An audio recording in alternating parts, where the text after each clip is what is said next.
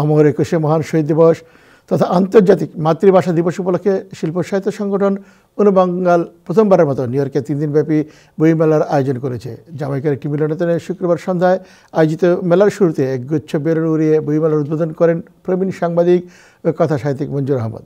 অনুষ্ঠানের প্রধান অতিথি ছিলেন বিশিষ্ট ব্যবসায়ী শাহনেওয়াজ। এর আগে বিকেলে একটি rally 169 street and hillside Avenue থেকে শুরু হয়ে 165 স্ট্রিট অ্যান্ড 87 রোড পর্যন্ত এসে শেষ হয়।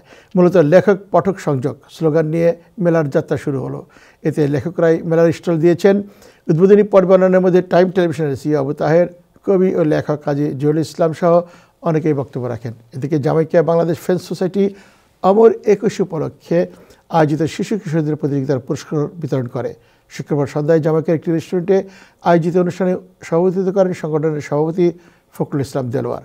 এ সময় সংগঠনের প্রধান উপদেষ্টা এবিএম ওসমান গনি ছাড়াও শাহ শহীদুল হক, জেমুল্লাহ সানি, জয় চৌধুরী সহ আর অনেকে উপস্থিত ছিলেন। আজকে নিউ ইয়র্কে আমাদের বাংলাদেশের মানুষদের জীবনে একটা নতুন অধ্যায়ের সূচনা হলো। আমরা এতদিন পর্যন্ত 21-এ একটা সীমাবদ্ধ জগতের মধ্যে পালন করেছি। আজকে 21-এর উদযাপন ছড়িয়ে গেল। 3 দিন ব্যাপী বই মেলার উদ্বোধন করতে যাচ্ছি। আপনারা সবাই আমাদের সাথে থাকবেন। আমরা ইনশাল্লাহ, এটা আমাদের প্রথম বছরের জন্য পদযাত্রা। ইনশাল্লাহ পরবর্তী বছর আমরা অনেক বড় আকারে করব বলে এরকম আশা ব্যক্ত করছি।